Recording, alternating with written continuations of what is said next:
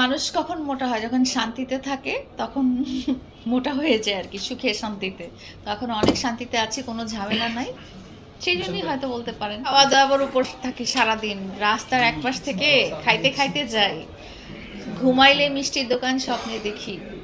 তো আমার আর কষ্ট করে আলাদা করে কিছু চিন্তা করার দরকার নাই। পর্যন্ত কেক স্বপ্নে দেখি নাই। আর কেক খাওয়ার ইচ্ছা আছে ওনার ওখানে। আমি দেখছি যে রসমালাই কেক পাওয়া যায়, তো রসমালাই কেকটা খাওয়ার ইচ্ছা আছে। যে কোনো একদিন যে সময় বুঝে যাওয়া হবে আসবো, যেহেতু উনি একটা বিজনেস স্টার্ট করেছেন অলরেডি। তো ওনার তো বিজনেসটা কন্টিনিউ হবে এটাই আমরা আশা করি, দোয়া করি। তো ইনশাল্লাহ যখন একটা সুইটেবল পজিশনে উনি চলে যাবেন। এখন আমি দেখেছি যে রাস্তাঘাটে অনেক ভিড় হয়ে যায়, ওখানে আমি যে আরো ঝামেলা বাড়াতে চাই না। অপোজিট চিন্তা করে দেখি, কারণ কি আছে না, খ্যাতির বিড়ম্বনা বলে একটা কথা আছে, যে সে খুব ভাইরাল হয়ে যাওয়ার পরে দেখা গেছে কি যে সে আসলে যেই কাজটা করতে আসছে, বিজনেস করতে আসছে, তো তাই না? সবাই তো এখানে ব্যবসা করতে আসছে বা মানুষের হেল্প করতে আসছে, এই ধরনের দুইটা দুইটা টপিক হতে পারে। তো ওই যখন সে ভাইরাল হয়ে যায় তখন সে তার কাজটা ঠিক মতো করতে পারে না। সবাই যে ছবি তুলতে চায়, সবাই তার সাথে যে সেলফি তুলতে চায়, সবাই ইন্টারভিউ নিতে চায়, এটাতে করে তার যে আসল কাজটা, সেই কাজটাতে আসলে ব্যাঘাত ঘটে। তো যেই কারণে সবারই দেখা যায় যে তার মন মেজাজটা ভালো থাকে না। আর আর আরেকটা জিনিস কি, সবাই কিন্তু মানুষ, হ্যাঁ, সবাই সবারই মানবিক গুণাবলী আছে। মানবিক গুণাবলীর মধ্যে কি, রাগ আছে, দুঃখ আছে। সারাক্ষণ তো হাসি মুখে কেউ থাকতে পারে না, কারণ বাসায় ফ্যামিলিতে কোনো দুর্ঘটনা হতে পারে, ফ্যামিলি কেউ অসুস্থ থাকতে পারে, নিজের মনটা খারাপ থাকতে পারে, বউয়ের সাথে ঝগড়াঝাটি হইতে পারে। এখন সারাক্ষণ তো আমি হাসি মুখে আপনাদের সাথে কথা বলতে পারবো না।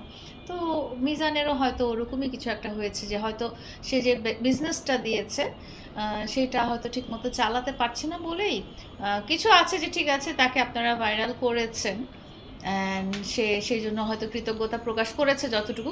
তারপরে দেখা গেছে কি, যাদের দরকারও নাই, মানে যারা আসলে আসলে নিউজ মিডিয়ার লোকও না, যারা ইউটিউবার বা যারা নিজেরা তার সাথে ছবি তুলে ভাইরাল হতে চায়, তাদের আসলে তাদের হাত থেকে বাঁচার জন্য হয়তো সে একটু রাফ বিহেভ করেছে। বাট এটাকে আমাদের আসলে মানবিক দৃষ্টিকোণ থেকে বিবেচনা করা উচিত। আমার আমার যেটা মনে হয় যে যেহেতু খাবারের ব্যাপার এটা, মানে রিজিকের একটা ব্যাপার সব মানুষেরই, এবং এটা যখন আপনি টাকা দিয়ে কিনছেন, তো আপনি সব সব সব প্রথম হচ্ছে আপনার এটা স্বাস্থ্যসম্মত উপায়ে বানানো হচ্ছে কিনা, হাইজিন মেনটেন করা হচ্ছে কিনা, এবং খেতে সুস্বাদু হয়েছে কিনা। শুধু রাস্তার পাশে বানালেই যে আমার যে পরে খেয়ে ফেলতে হবে এরকম কোনো কিছু না। যেহেতু উনি এখন আল্লাহ রহমতে মোটামুটি স্ট্যাবলিশ, উনি ইচ্ছা করলেই এই জিনিসগুলো মেনটেন করতে পারেন। কারণ আমি অনেক রিভিউ পেয়েছি, লোকজন বলেছে যে মাংস একদম রাবারের মতো শক্ত।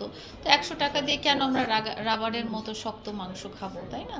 তো উনি ইচ্ছা করলেই এই জিনিসটা মেনটেন করতে পারে, এবং করা উচিত, আস্তে আস্তে করা উচিত। যেহেতু উনি ব্যবসায়ী করবেন চিন্তা করেছেন, আমার মনে হয় এটা তার মেনটেন করা উচিত। যারা চিন্তা করে যে মানে দীর্ঘমেয়াদী চিন্তা ভাবনা করে ব্যবসায় নামে, তারা অবশ্যই কোয়ালিটিটা মেনটেন করে, যে যত কষ্টই হোক না কেন। হ্যাঁ, তারা হয়তো 5টা বিক্রি করলেও তারা ওই 5টাতে ওই 5টা যাতে কোয়ালিটি থাকে, কোয়ান্টিটি ঠিক থাকে, সেটা চিন্তা ভাবনা। আর যারা মনে করে যে আমরা আসলাম, গেলাম, চলে গেলাম, তারা আসলে কোয়ালিটি বা কোয়ান্টিটি কোনোটাই মেনটেন করার চিন্তা ভাবনা করে আসে না। তারা আসে যে কিছু দ্রুত সময়ে টাকা উপার্জন করে আমরা চলে যাব এইভাবে। কিন্তু যারা মনে করে যে না, আমরা কেক বিজনেস স্টার্ট করেছি, আমরা ইনশাল্লাহ আরও বড়, যেমন ধরেন সুমিস কেকের কথা আপনারা হয়তো অনেকে জানেন। একটা টাইমে সুমিস কেক বাংলাদেশে অনেক, তখন বড় বড় বেকার বা কিংস এগুলো ছিল না, তখন সুমি নামের একটা আপা কেক সেল করতেন খুব অল্প পরিসরে। পরে তাদের বাংলাদেশের সব আনাচে কানাচে অনেক ব্রাঞ্চ হয়ে গেছে, এবং উনি প্রথমে বাসায় তৈরি করতেন, পরে তার ফ্যাক্টরি হয়েছে। বাট কেকের মান এখনও ওই আগে যেরকম ছিল 90 সালে, এখনও ওই কেকের মান ওরকমই আছে। তো যারা দীর্ঘমেয়াদী পরিকল্পনা করে, তারা আসলে কোয়ালিটিটা অ্যান্ড কোয়ান্টিটি সব